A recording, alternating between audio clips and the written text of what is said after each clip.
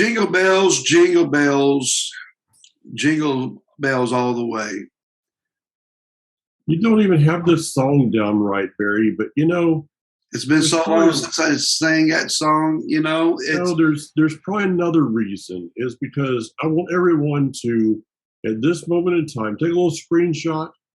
Just if you got a Mac, it's Command-Shift-4, screenshot just Barry right there, because this is the last time that you'll see him on the Foundations for Life program in his 50s.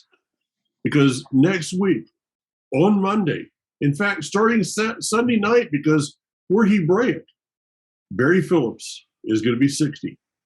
Unless you count it from a Hebraic standpoint, in which he's 61. Unless you count it from a South Korean standpoint, where he'd be 62. And in January, he'd be 63. Barry, wow. I get older by the moment. Yeah,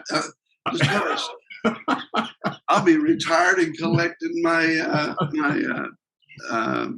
Whatever it is you collect. Yeah. Happy birthday, by the way. Thank you very much. I'm just glad. Okay, go back to your jingling. Well, we if you go anywhere in public, the nostalgic, sentimental, warm, mushy, emotional, attached holiday is all over you. And for those of us that have ceased celebrating the major holiday of the last quarter of this year, there were days that I got angry. There were days that I just came home, had to take a shower to get it off of me. All that. It passes by like a cloud these days. I understand those that are firmly attached to the celebration. I get their desire for decorations and family gatherings. There's nothing wrong with decorating your house for an event. There's nothing wrong with gathering with your family. There's nothing wrong with seeing a need to give someone a gift for an occasion. But when you wrap it all up within a particular package that attaches a religious interpretation to it, now we've taken it to another level. Now we may have a problem. And Mike, as you and I have been talking recently, one of the issues that we face is this heart pull thing going on.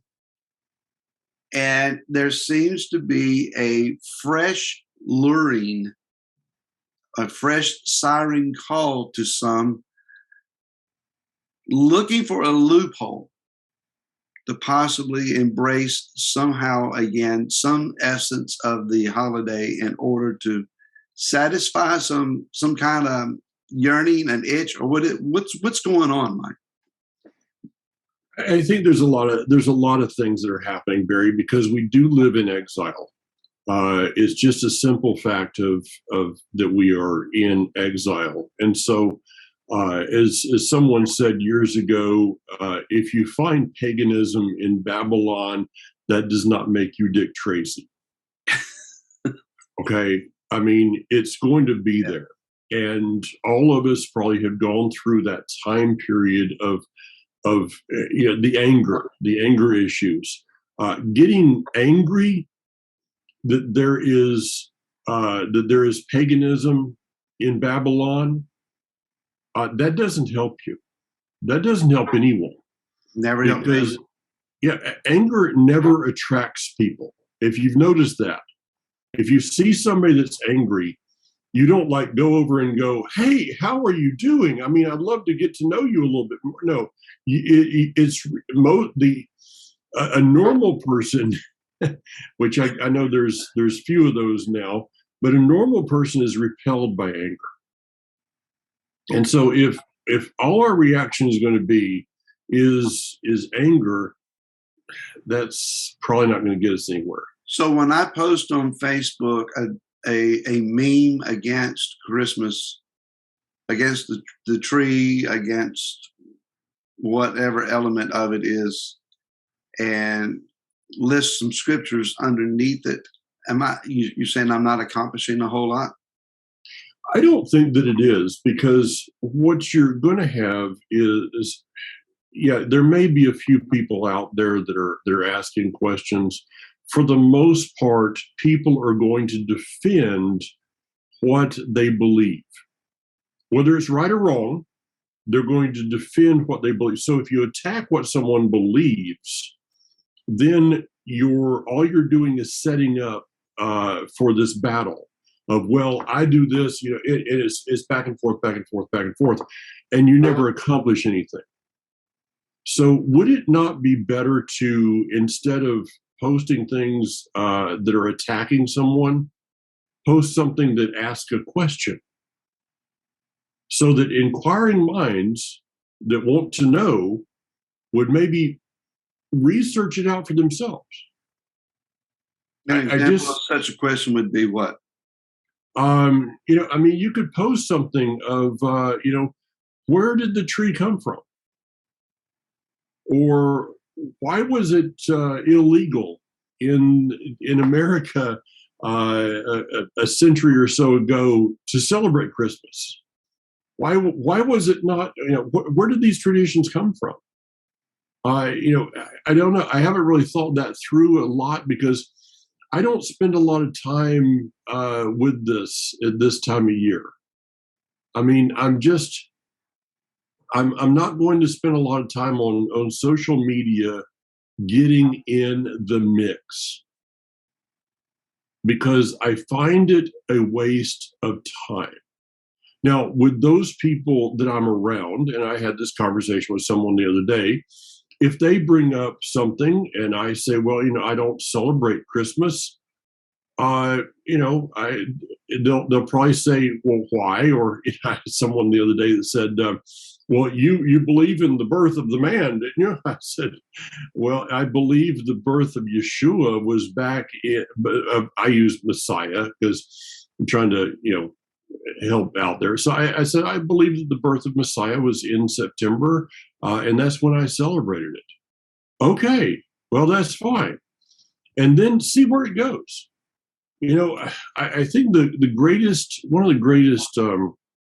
pieces of advice was given through a Jewish man that I know up on Har Kah, the Mount of Blessing. He lives there in Har Kah. He's an observant Jew. And he said this: open hearts speak to open hearts. True. And we can say this, we can say it, I think, maybe a little better: open minds speak to open minds. So, if you argue with someone that is not seeking truth, well, in the end, who's going to be frustrated? Yeah. They're going to walk away going, I don't understand a thing. And you're going to get all kinds of, it's craziness. I think that the question has to be asked more of a personal note.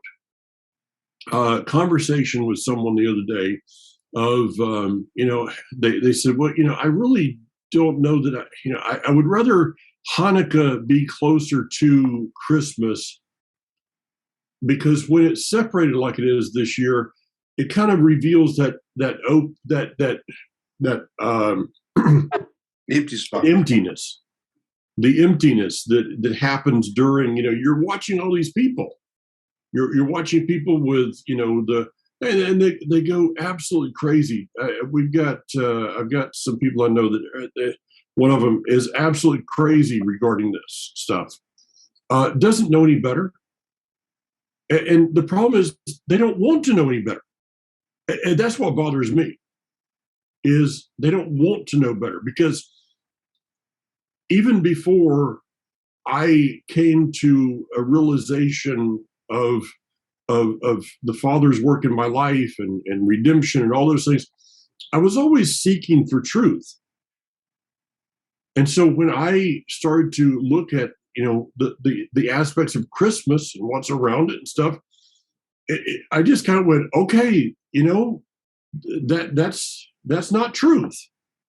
And so it was not difficult for me to put it away. Mm-hmm. But most people don't seek truth. That's a problem. But what about us? If you have, and I don't want this to sound judgmental in any way. I just wanted to, what I'm going to say, I'd like for it to be, as best as I can say it, something that just causes self-reflection. Okay? And here it is. If there is still an emptiness in you during the time of Christmas, it might be a time to reflect on, am I still longing for Egypt? Now, let me soften that. It's not my personality normally to soften something, but I'm going to a little bit more. When the Hebrews came out of Egypt, there's rabbinical writings that say that only 20% came out and 80% stayed behind. Mm-hmm. Now, we know in the book of Daniel, and the prophets, when the Jews came out of Babylon, only about 20% came out and 80% stayed behind. So there is a track record here to possibly show proof, which means that 20% of the Hebrews which came out, 100% of them left family behind.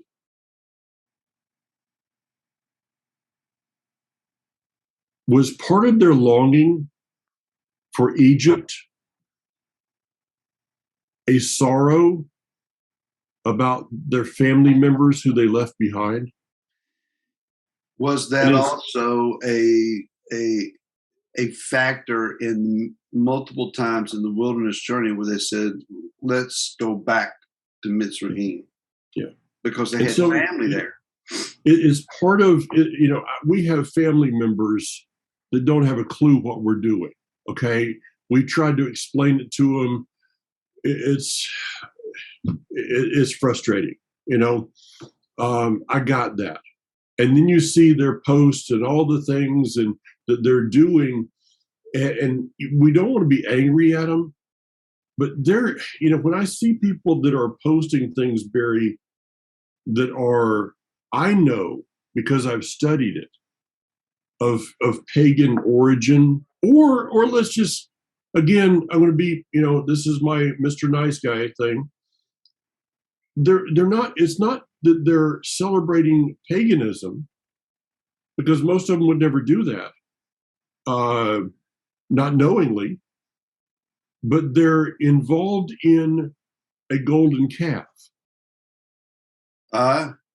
So can we look at the Christmas, Easter, all these other ones, and let's not look at it as pagan, but let's look at it as a golden calf.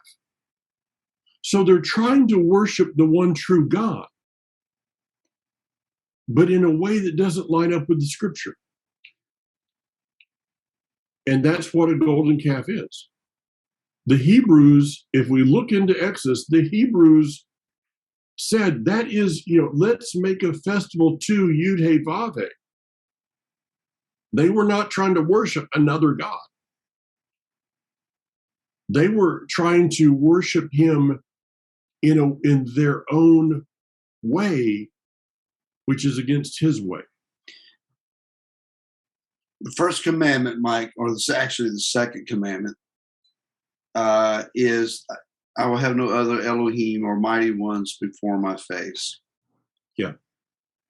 Now, the main thrust of that is not setting up an idol or some other deity in his house or before him, placing someone else before him. In recent years, in studying that, one of the aspects or applications of that understanding is that I'm understanding Yah is saying to us, I will not accept your preferred version of me as a mask over my face so that you approach me to a more preferred version of me, a version that I have not revealed to you. Yeah. In other words, we want to change the shape and identity and character of the Most High One to be more preferable to our own thinking. So we want to go to the tree of the knowledge of good and evil and carve out a face mask for him out of our own reasoning. And Yah said, you are not to do that. So is that not the same thing, Barry, with the prosperity gospel, with name it and claim it, blab it and grab it, with the watered down, let's don't talk about the blood, let's don't talk about the death, let's don't talk about our own sacrifice, let's don't talk about all of those things, let's kind of make it seeker friendly so that we don't offend anyone. Well, you know something? Yeshua said, I've come to offend you. I didn't come to bring peace, I brought a sword. Yeah. And it doesn't mean that gives us a right to be obnoxious and offensive intentionally. No, as you were saying earlier, an angry man or a closed-minded person is not going to really attract anyone. But he's not asking us to be a bowl of sugar either. A man of conviction is normally not liked. Okay. Okay. I mean, just let that sink for a few moments there.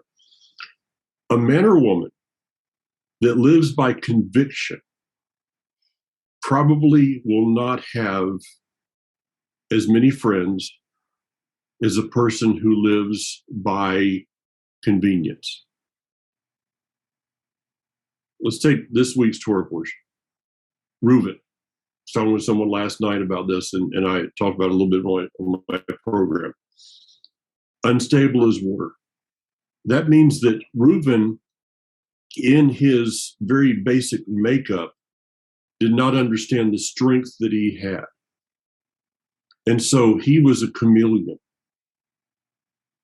We've all gone out, when we're kids, you catch lizards, and a lizard is able to blend in with its background.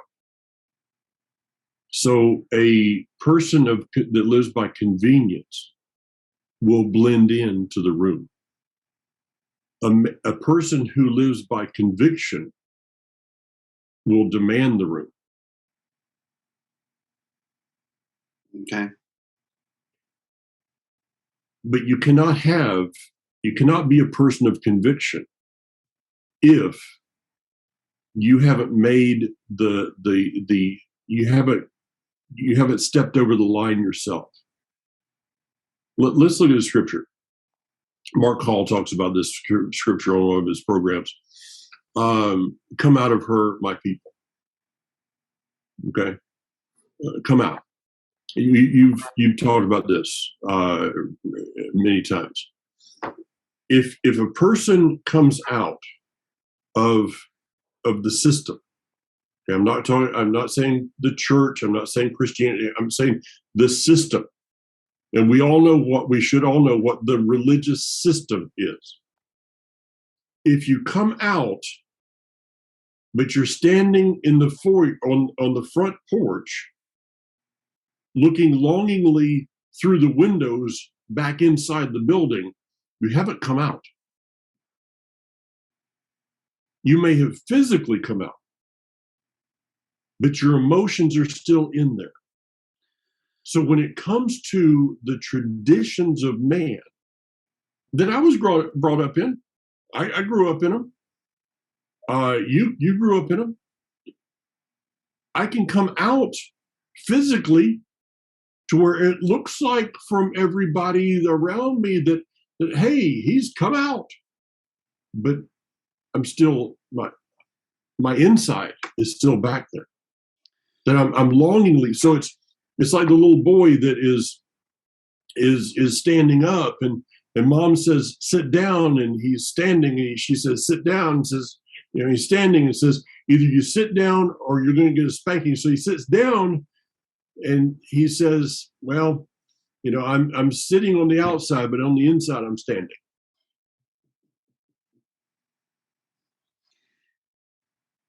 In May of 2002,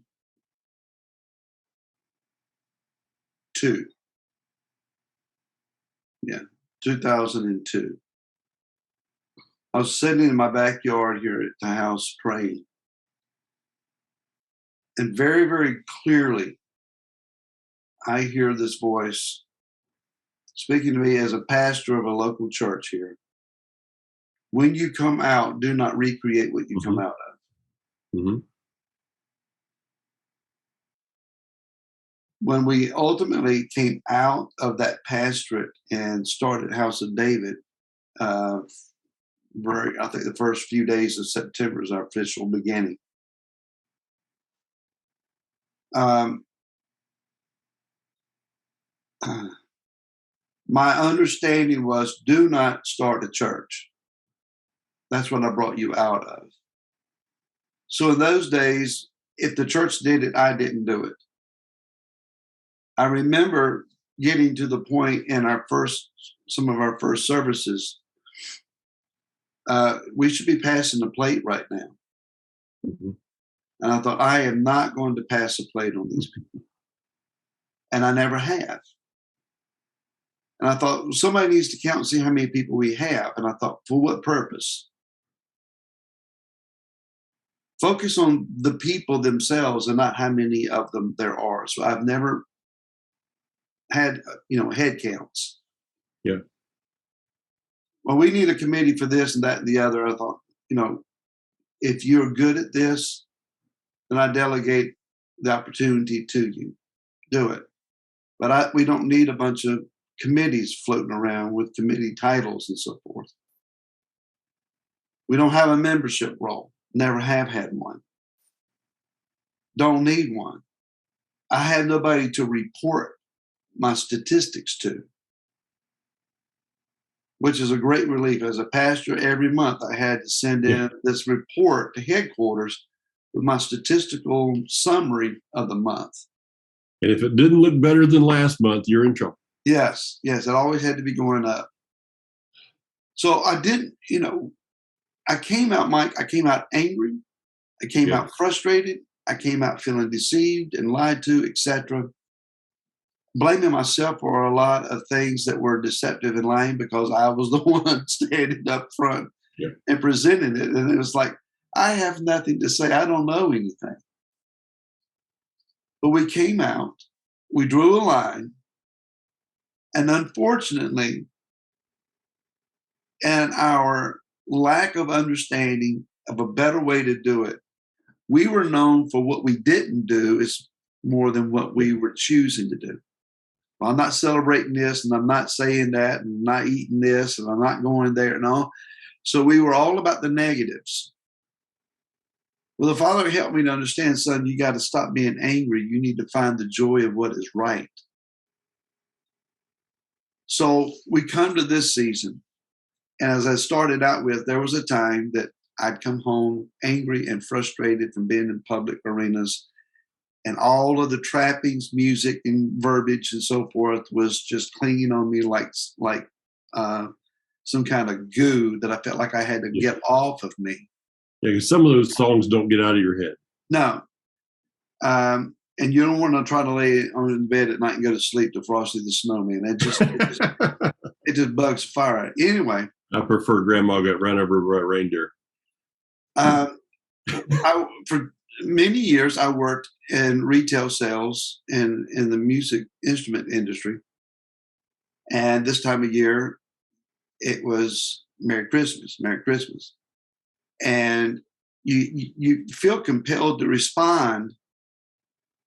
At first, I tried to ignore them and say nothing, but then they look at me as if, he didn't hear me.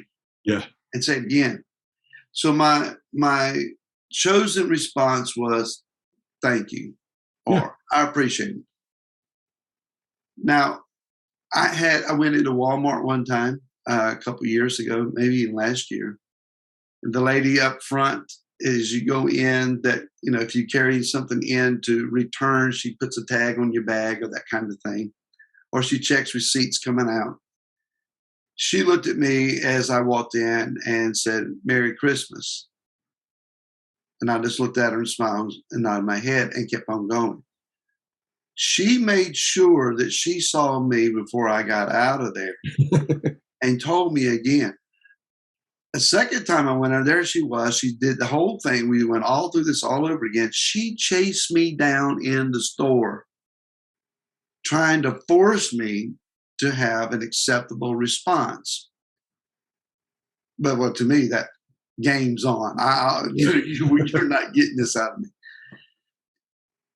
Looking around and seeing the lights, seeing people having parties, seeing people dressed up with their holiday garb and cheerful and so forth, it is this sucking sound. It is this drawing sound. It's almost like Lot's wife turning around and looking back where she left those that she loved.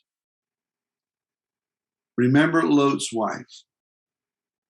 And you hear that the lights are pretty.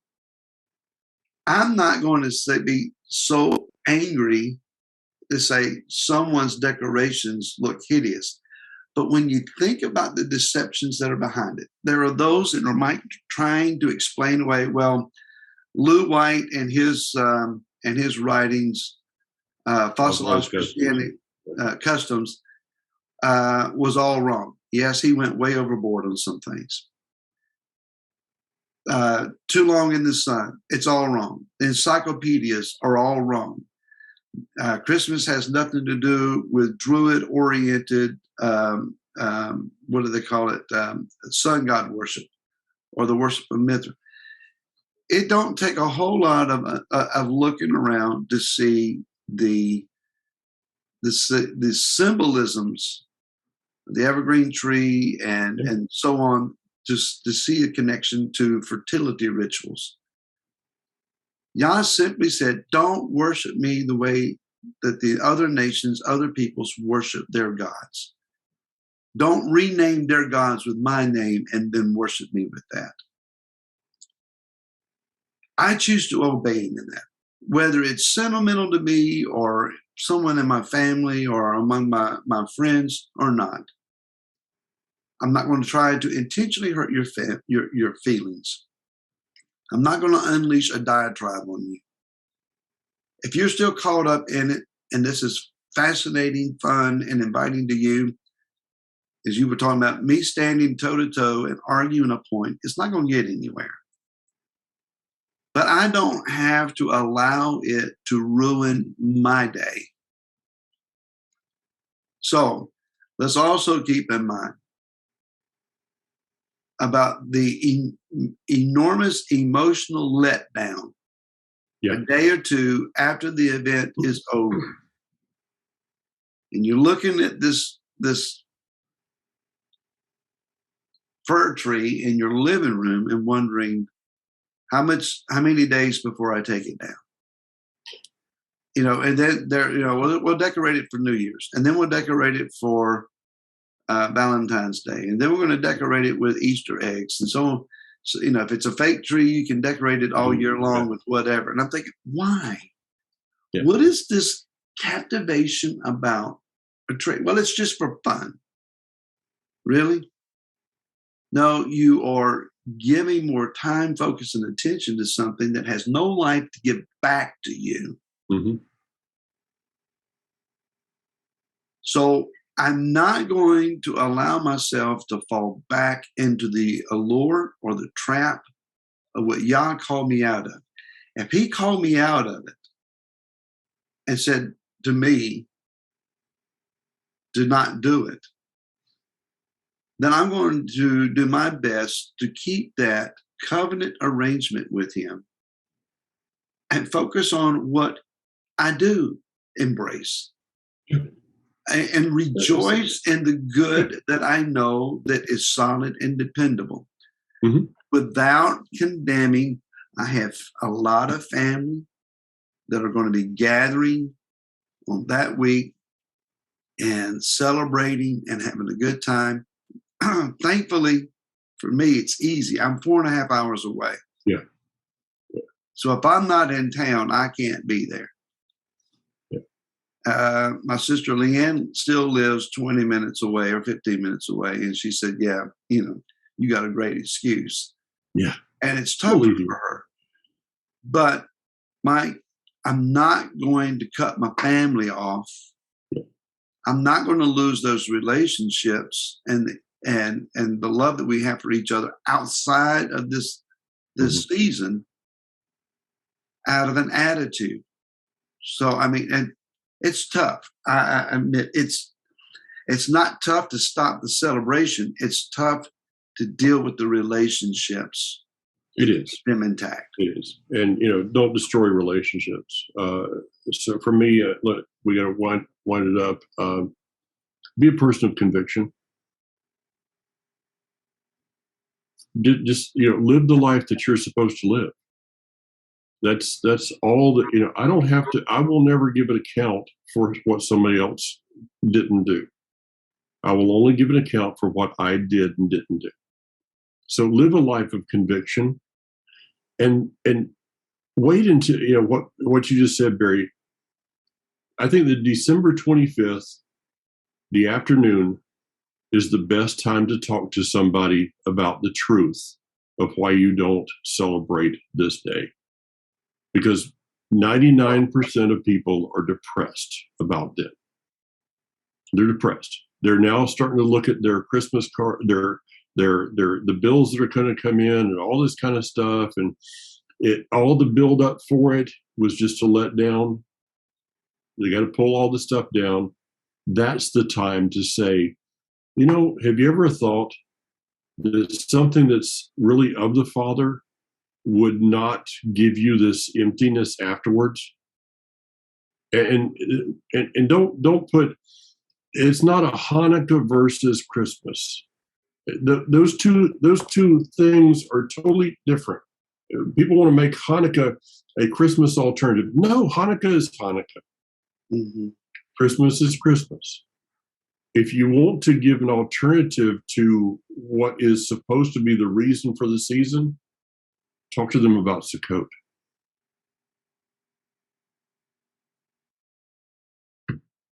Yeah. So, yeah. All right. Well, it's been nice knowing you in your 50s. It was a good run. I would say you're going to be middle-aged, but I don't know a whole lot of people that are 120. I don't ever anticipate dying. We were talking about this yesterday. My goal is to go alive into the kingdom. I just don't know what condition that might be in. maybe in a walker. I'm coming, Messiah. I'm coming. Later. See you, brother.